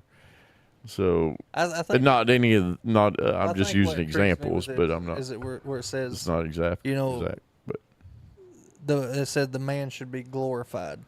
and just thinking of who Charlie was, and you know, he always, I mean, he didn't ever try to hide his belief and his religious outlook and stuff, and he tried witnessing on everybody he could. I mean, he done it to thousands of people at a time. He did publicly, and you know, and this is where we got to be careful, because if I start saying, you know, you need to do this and quit doing this, you're going to tell me to quit judging you. But everybody's judging Charlie as a good person, but we don't know his heart, and I don't know your heart, right? Right. So we have to be very careful on, because it could speak one thing and be another, truly. But I'm not saying he's not a good guy. I'm just saying, because I totally loved hearing him speak about Jesus and profess his beliefs, which I truly believe. You know, generally he lived and walked and talked the life that he said he did. I'm just saying, be careful on, because not everybody, and the reason why I say that is because there's a lot of people that follow preachers now and take preachers as the holy word and the holy scripture and not read the Bible themselves. Charlie would have been the first to tell you, go read the scripture for yourself. So that's the only thing I'm trying to caution people on is read the scripture for yourself. And then judge his fruit, you know, look at his fruit, see what it was. I say that he's a good man, but don't take my word for it. Yeah. Right. So, you know, back to trying to be factual and stuff. So, you know, they found the gun. They found text messages. Right. Where he was. Discord messages. Yeah, Discord messages. Which is a gamer platform. Yeah, Discord is a gamer platform. But that was between him and one of his friends. And then they got text messages between him and his lover, you know, is a better way to say it. Right. But so, to be clear, though, Discord is normally a server-based. It's rarely used for a private one-on-one text. Yeah. So it's normally with a group of people. So my question would be, why is Discord even be brought up? And how many people were in that server? How many people could have stopped this? How many people encouraged it? How many people were in on it? Well, maybe that right there is why they're saying they think this could be bigger than what it really is. Well, because one, the boyfriend had something to do with the screwdriver, if I'm not mistaken. The boyfriend that was transitioning into a female. Right, had something to do with that screwdriver, and I'm thinking is also part of the planning. Definitely. So, well, the friend, the Discord friend, he is the one that planted the gun. Okay. For Tyler. All right. He wrapped it. I mean, they got the messages where he planted it. Yeah. His. Well, Tyler, in the text message from the FBI, when he was talking about it, when it was going through the messages between Tyler and his boyfriend, or future girlfriend, he said he had to drop the gun and he was waiting to go back and get it. But he couldn't because he saw a unit sitting by looking at it. I watched the FBI director say that the Discord messages between him and his friend, his friend said, you know, he asked his friend if he had a gun. He said, yeah. Told him what it was for and, you know, why he wanted it and everything. He went right along with it. Said he wrapped it up in a towel, put it in the woods out close to the college, told him exactly where it was, and then Tyler goes and retrieves it, does his thing, and then... Well, see, that's different than what was being released just a couple of days ago, because a couple of days ago, they said that it was Tyler's grandfather's gun. And he was texting his friend, right, or texting his boyfriend, saying, Grandpa's going to be mad at me because I can't get his gun back to him. And said, Dad's calling me now, asking me where his gun, because they're showing pictures of the gun they found on the media. So what am I going to do? Because it was a few, there's only a few 30-06s Mauser. without that kind made. Yeah, Mauser 30-06. Yeah, especially in that area. That's a. Because I can tell you, I've got 2 unique guns to this area. I mean, 1 to this area that nobody else has. So all that ammo is mine. Yeah. Well, I So- mean, and just like I said, just being a Mauser, that's old brand. You know, you don't see that very often. Right. When you come across one of them, yeah, collectors want it. Mm-hmm. So yeah, I can see when they released it was a Mauser 30-06. Right. Bolt action. I have that. Yeah. Let's see if it's still here. Yeah. And that's what it was. And that's what the FBI agent was talking about in that text message. But I told my wife, I said, that sounds so made up. Why is he texting all that junk? Careless. He's worried about getting the gun back so he's not caught. But why text? And then, to cover himself, delete all these messages. Yeah. Well, he really wasn't worried about it though. You know, I think it was 5 or 6 p.m. that same day. He was caught at Dairy Queen on security camera. You know, just with a smile on his face, sitting there ordering food. Mm-hmm. You know, so that's clear indication that he did not care. Mm-hmm. Yeah, Israel did have to come out and they made a statement. But see, Netanyahu read a letter, and this is what Candace was saying, is that she knows that Charlie wrote more in that letter than what Netanyahu read. But Charlie did come out a few times and was a supporter of Israel. But see, there's a difference when we talk about Israel.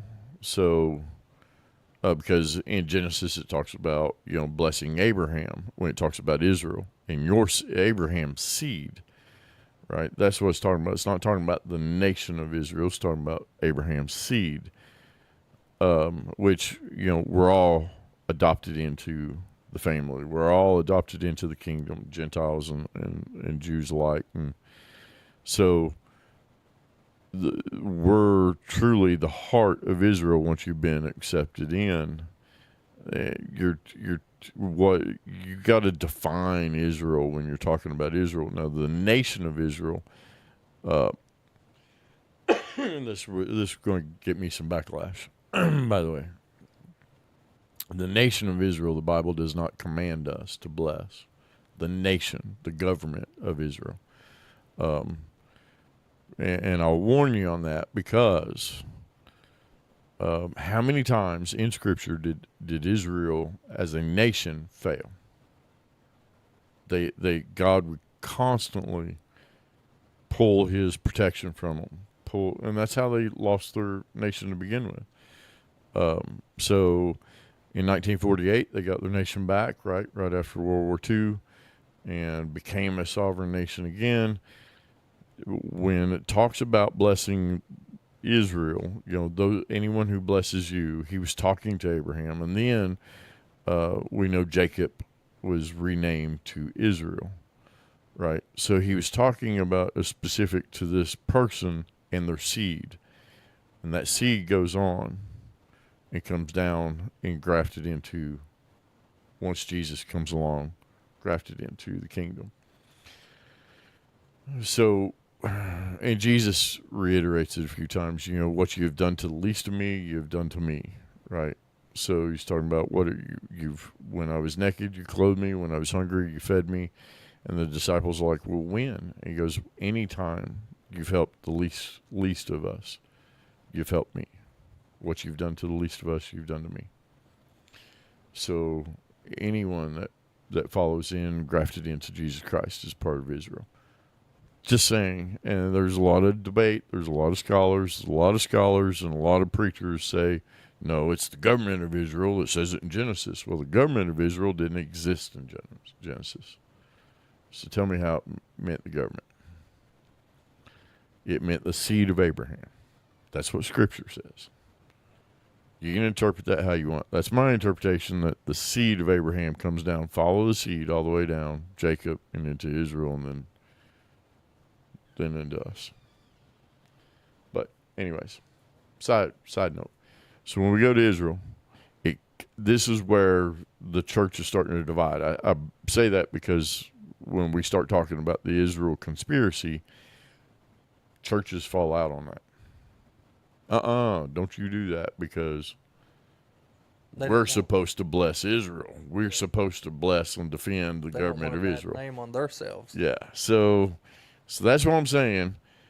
This is why you're starting to see a divide even amongst, the conservatives on that Israel theory.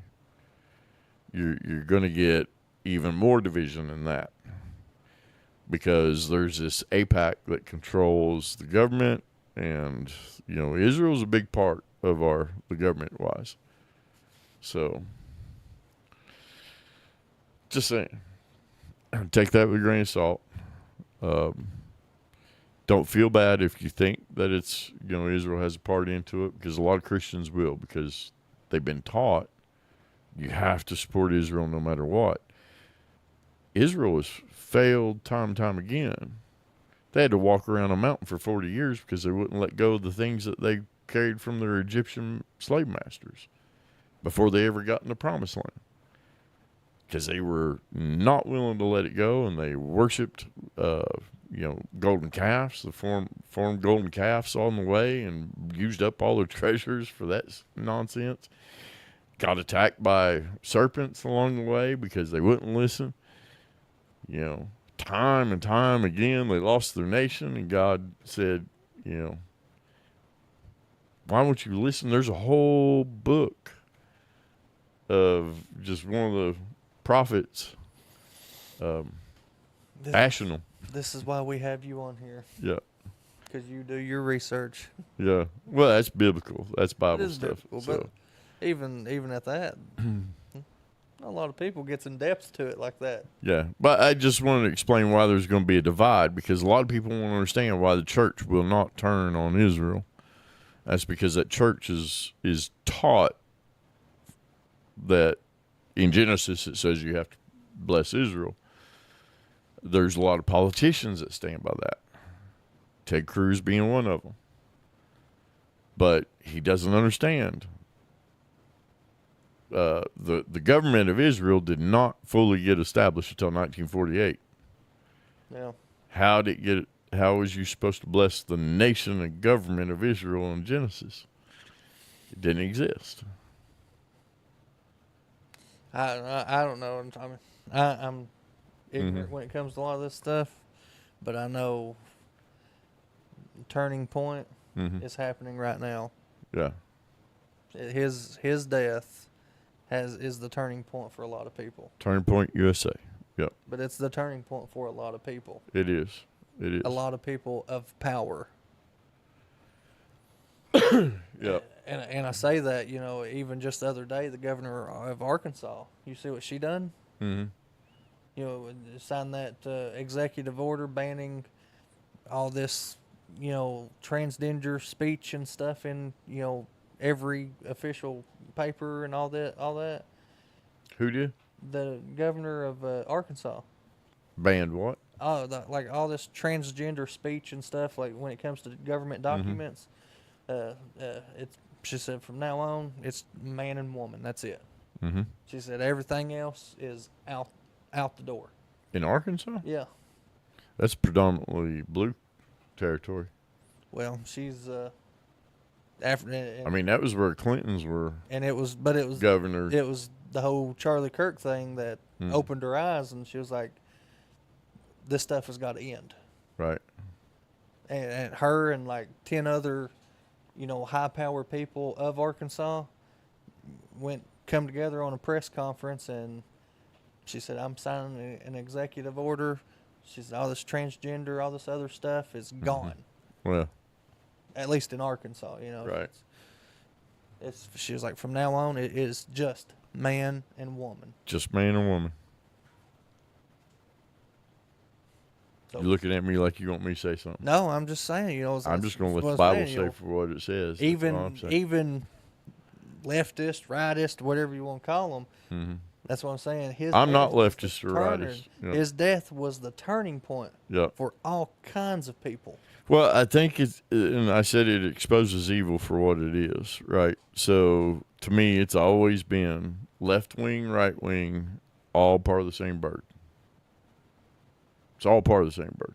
It is. I told you right from the get go, the two teams is by design. We all come from the same hair. It's not going to change. The next president comes in is going to be the opposite side, and they're going to complain and spew hatred about for the next 4 years about the opposite side.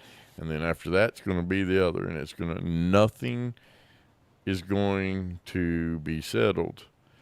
So, and it's to keep us fighting each other. Who's AOC? AOC.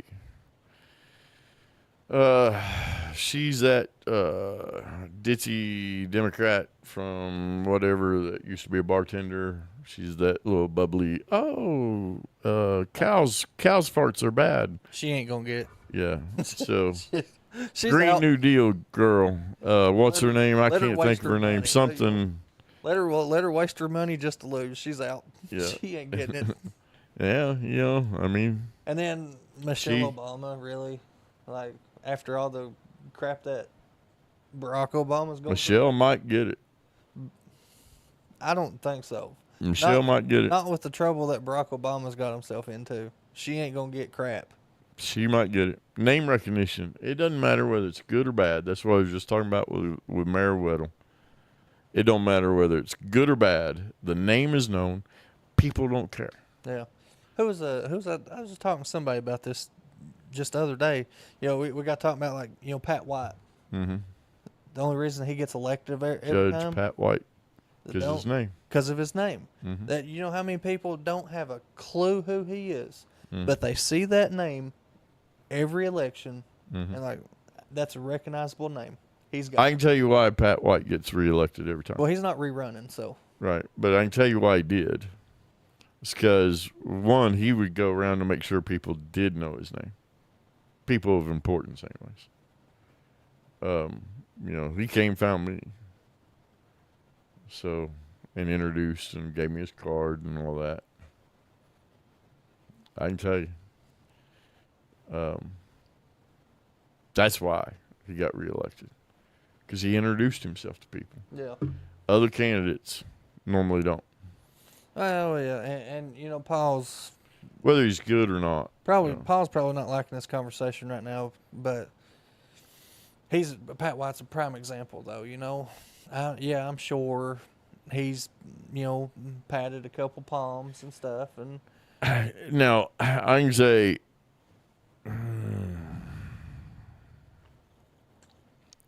Pat White's not very well liked. he's not. He really ain't. And No. you know, but from my understanding, he is not rerunning. He's done. Mm-hmm. And I personally, my opinion, I think that is a great idea. Yeah, I think, but things will change, right? Hopefully for the better.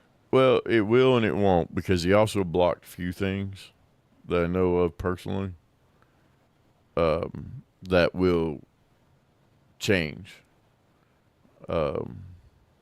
Not necessarily bad, right?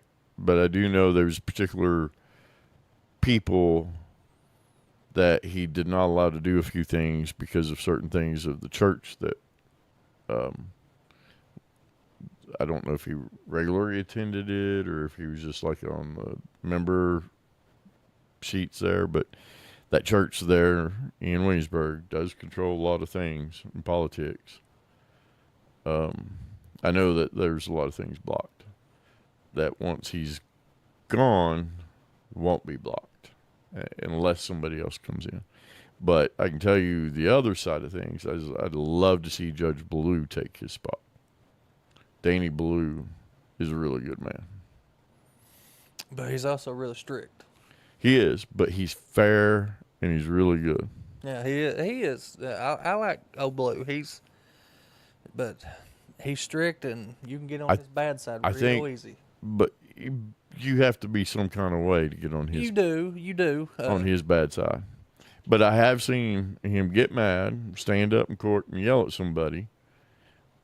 But I've also seen that person kind of deserve to get yelled at. You I'm not gonna go through a whole lot, but yeah, I've been in court under his ruling a few times, and he never got distasteful or mad with me, but it's because of the respect. You show the man respect, the man's gonna show you some respect. So, Paul, who you talking about? You talking about Pat White going to take place for Kathy Pruitt? Because I heard Kathy was going to run for a higher order. What? you talk about strict. Kathy? Oh, I know. I've dealt with Kathy a lot. She's not always fair. But like you just said, respect goes a long way with her. Yeah, but she's not always by the book and fair. No, she's not. She's Yeah. not. And she's sexist. Bad. She's very sexist. For the mama, Yeah. all the way. Well, ain't she? Don't she swing that way? Well, I don't know, but I mean, I think she does. I don't know about that. I'm not, but I'm just saying that's that could be a bad thing. It could be, but I think she's running for a higher order. So I mean, if he's talking about Pat probably is going to try to take Kathy's place. Could be. I don't know. That'd bring him to Corbin, though. Yeah, it would. But I mean, but Kathy, she's a respectable lady. You know, I've dealt with her a lot, and as long as you from start to finish, if you was respectable toward her, she was respectable towards you. But that didn't mean, yeah, she was respectable, but that doesn't mean it's always going to go your way. Yeah. Even if you're in the right. I ain't saying she was 100% fair. Yeah. But she is very respectable, even toward men. You know, like when I had to go see her and stuff, I'd always make sure I was, trimmed, dressed. Oh yeah, yeah. You better be top of the line. As far as looking the part, you better come in. She told me that. She said every time I see you, you're well dressed, well maintained. Your attitude is perfect. She said, "Why are you still coming here?" And I looked at her dead in her eyes, and I said, "Well, Judge," I said, "I'm still here because you still make me." I said, "I'm not being disrespectful, but you still make me." He believes she's with Thor Barman's.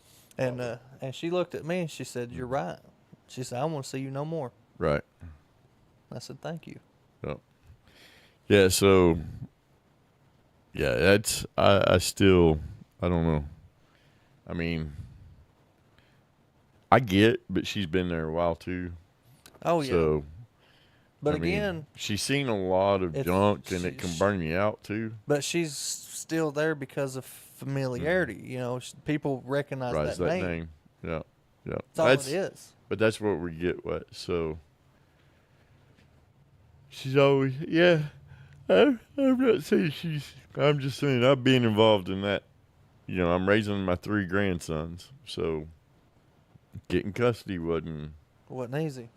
It wasn't a short road. We had to go through the Kathy Pruitt, and we had to go through others until Judge Blue finally did his thing.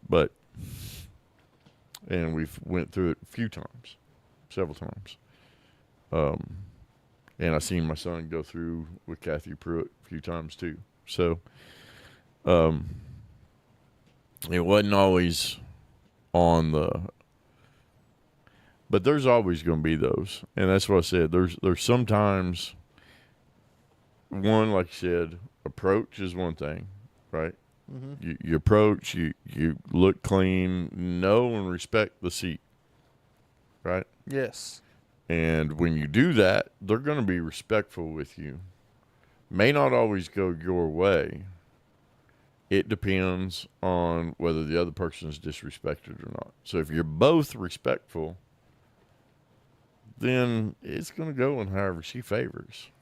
No, it's not going to go by the law. I think most of the time, too, you better hope that the person that went in before you didn't tick her off. Yeah. Didn't tick her off. But that's the one thing I can say for Judge Blue is every time I've seen it, it's always been by the law. Even if it was against what he said, what he wanted. Now, he would let you know he wanted something else. I've seen him stand up. If it was up to me, you'd never see these kids. I've seen him do that. He got mad. But it wasn't up to him because that wasn't the law. So, And that's a good way to be. yeah, That's a respectable way to be. yeah. So, but I've seen him get mad because he's like, you just don't care at all. I've sat here and watched you roll your eyes for 8 hours. I've seen that you don't care. And the man is getting mad. Well, yeah, but didn't Then he stood up. If it was up to me. Wasn't he in the Marines though before he became? Yeah, a judge? and he lost his son too. Yeah. So he's really got a passion for Yeah. kids being mistreated. I mean, so he's got a history of order, you know, and stuff, and then he becomes a judge and stuff, and that order that was distilled in him just carried on. But I think out of Pat White and Judge Blue, I would Judge take Blue. Yeah, Yeah. 100%. I'd take yeah, Blue. and over even now there's the other one. What's the other one besides Pruitt? Kim. Isn't it Kim? Somebody might know. I'd take Pruitt over the other one too. I thought Paul said the name, but no, he didn't. Yeah, That's why I got quiet. I was trying to read these comments. I was like, didn't Paul just say that name? yeah, yeah. I'd take Pruitt too, but she is really strict, and it depends on her mood. Oh yeah, 100%. Yeah, because she's very impersonal. That's why you should never have a period on the bench. Anyways, she's old enough to where she shouldn't be, but still. But yeah. Seth Reeves is the next star of Tri-County. What for? I'm going I mean, Seth is. I growing. don't know Seth personally, but I can tell you Sandra was my lawyer several times. Well, he's gonna and have to explain that. multiple thousands of dollars. I'm not happy. I did all the work. So if Seth's anything like his aunt, No good.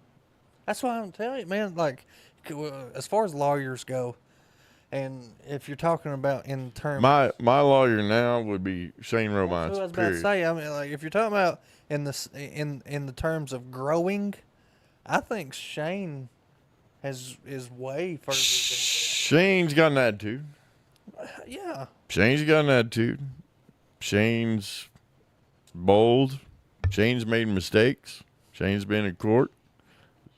Shane couldn't keep his pecker in his pants. I'm being honest, and Shane, if he was here, would tell you the same exact thing. No, He's not going to hide it. I know you're being honest, But that's why. but you he know, grew past that. But that's why That's why I use Shane for all my stuff now, is because, one, he knows if I come to him, it's a passion, right? There's something going on, and I wouldn't come to him unless there was a problem. Mm-hmm. I don't want to pay somebody thousands of dollars to not fight. I've used. So this is what happens. I paid somebody thousands of dollars to tell me to sit and be quiet and let somebody else just run their mouth for hours. And I'm paying by the hour, $450 an hour. In court, we get drug out for 14 hours just to let somebody else rant. I'm like, I'm paying you $450 an hour to stop this. And all you're doing is milking me because you ain't doing nothing You could for me. dropped her. You can't in the middle of a custody battle. You know how bad that looks? Oh yeah.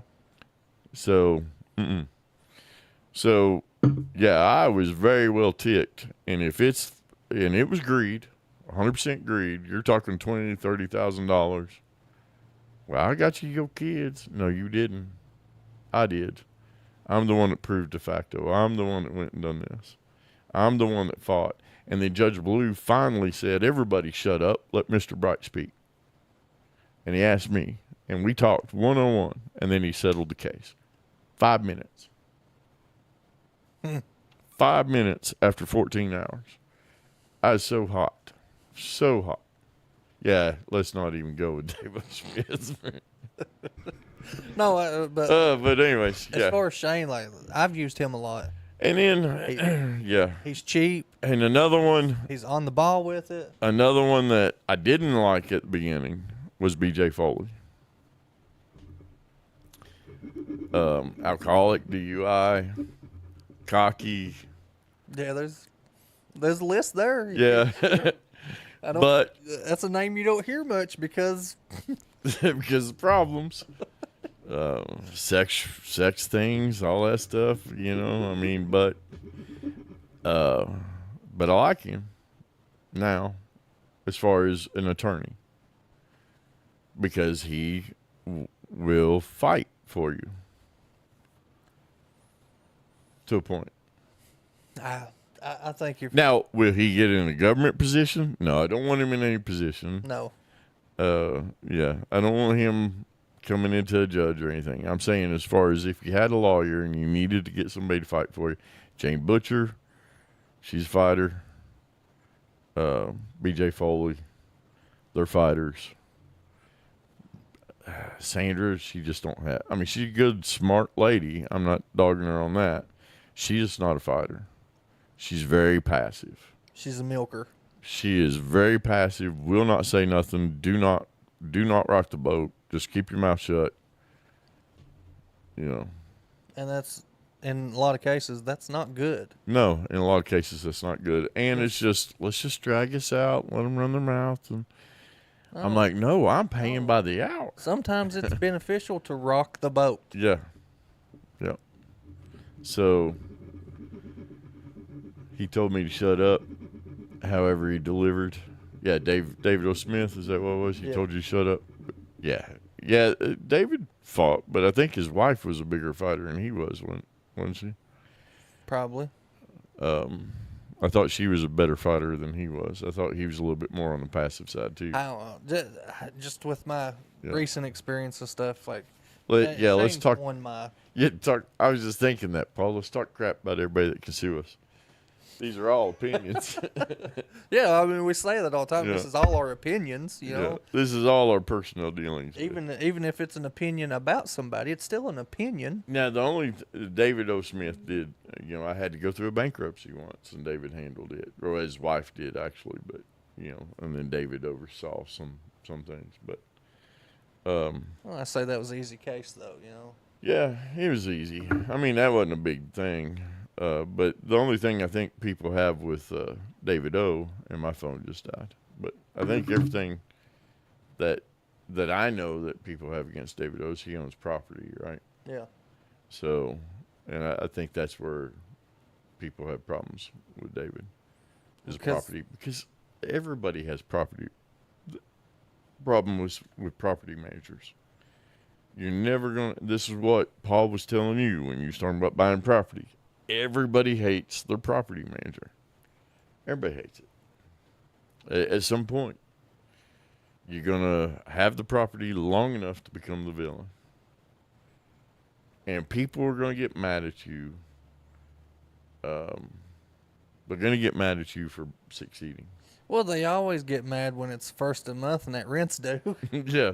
But they're always, you know, if you do any good at all, right, then it's going to be, you know, oh, look, he's just a rich, greedy guy. He should he should Well, be that's- helping us out. That's jealousy is what that is. That is jealousy, but that's the world today. This is what I was talking about. Nobody reads nothing. It's all name recognition. Mm-hmm. And all it takes, just like I was saying, all it takes is for somebody to look at it. And remember, Shane Romine's passed, and he's got to deal with that every day. You know, And a lot of people bring his past up. Because- a lot of people do. because nobody wants to read the whole story. Nobody wants to hear the whole story. So I think Shane would be a good one to bring on here for the whole story.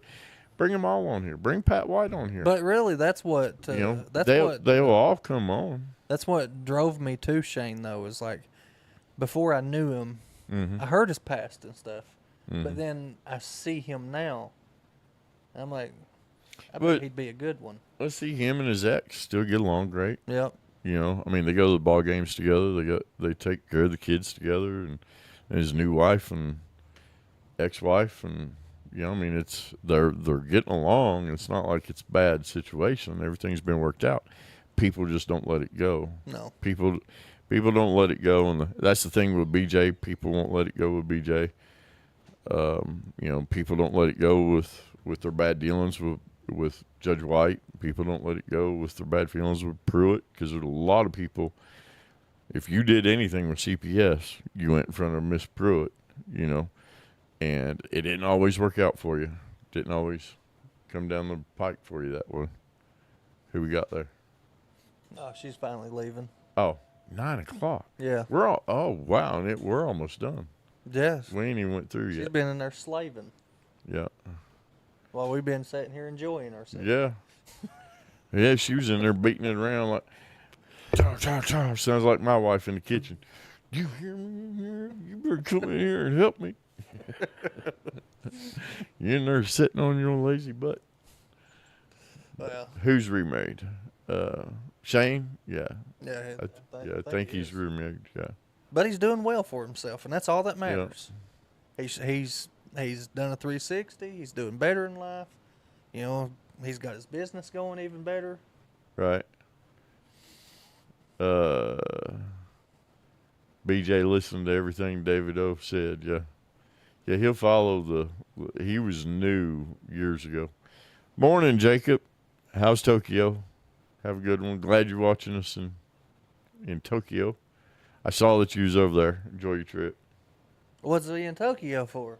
On vacation. Why didn't he invite us? Yeah, him and his wife's over there in Tokyo on vacation. I know. You know, it's just a few extra $100 to take us along. I didn't get any invite. Yeah, we didn't get no invites. I'm supposed to be his favorite uncle. Huh. Yeah, supposed to be. Well, at least we're showing up on his feet in Tokyo. Yeah. So that means we're doing something halfway right. Yeah. Makes me feel good. Yeah. Because normally your feed only pops up, local. Yeah. I know every time I go out of state or something, I just see local things to where I'm at. Yeah, cool. Figured Ronnie had already been there done. I haven't been to Tokyo. I have not. But He knows you very well. he does. I have not been to Tokyo. I was going to Okinawa if I re-enlisted. They were going to send me there. But I didn't re-enlist. Yeah. But that was where I was going. I'd like to have went. Well, but all in all, I think this was a good show tonight. It went by fast. Yeah, It went by fast, and we really didn't get to go over through everything on Charlie Kirk. We got squirreled. We did. We got squirreled a Yeah. few times, but still, it was all good conversation. Right. You I think, too, and instead of calling them pew-pews, I like the freedom stick that Kathy called them. yeah, freedom stick is a good word. But I think my favorite is, what'd they call them?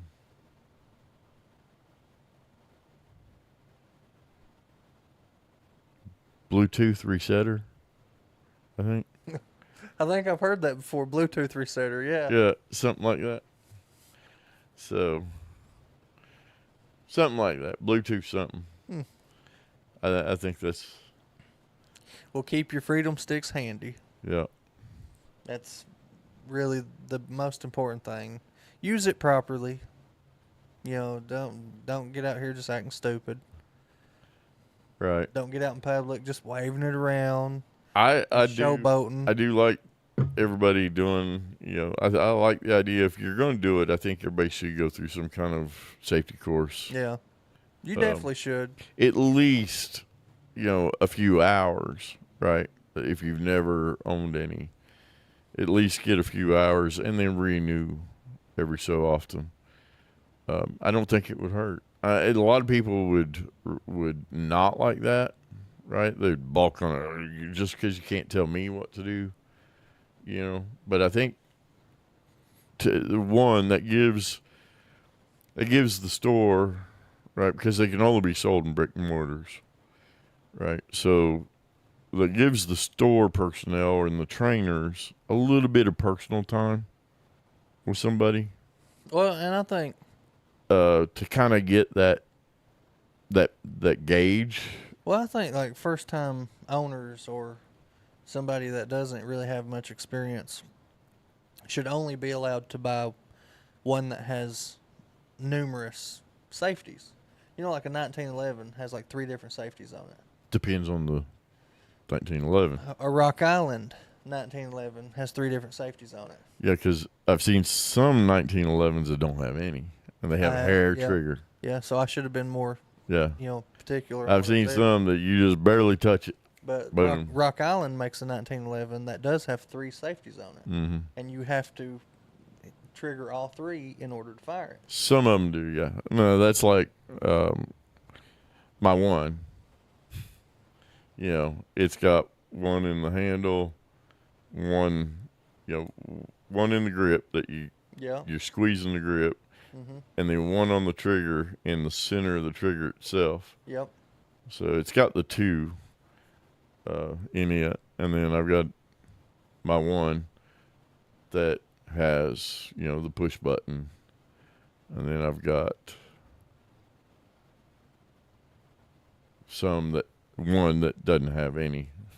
The My more we one. talk, the more you say you have. Yeah. So Yeah. so you need to be. We just need to go to the range. But I need notice on what we're if going you to don't take. want someone to break into your house, I advise you to shut up. Because I didn't say I didn't want one. No. it sounds like you got a lot. I've got former CCT breach my door, live no more on my. So. Well, I think this was a great show. I've enjoyed every conversation we've had tonight. But it is closing time for us. Closing time. I Yep. seen you yawning just a minute ago, and Seen me yawn? yeah, you've been yawning for the past 5 minutes. Low oxygen.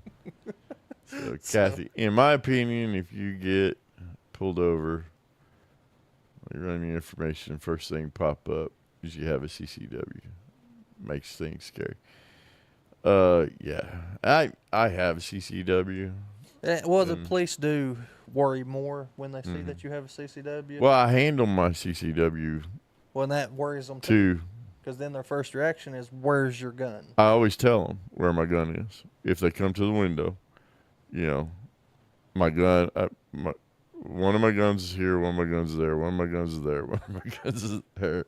My lord, One's under the seat, one's under the dash, one's in my pocket. you really carry that many in your car? I got to have one everywhere I can reach. I got one on one nightstand, one on the other nightstand, one in, Wow, Really, I don't trust I'm the not government. that bad. I don't trust the government. That's what the guns are for. Do they ever pull you out of your car and be like, "Let's just get away from these guns"? No. Never do. Most of the time, they're like, "Are they loaded? Or is yours?" Yeah. Yeah. You got one in the chamber? Do you? If you don't carry one in the chamber, don't carry. Exactly. That's what I say. Don't carry. If you don't have one in the chamber ready to go, then you are not comfortable enough to carry, and that you're the dangerous one. Yes.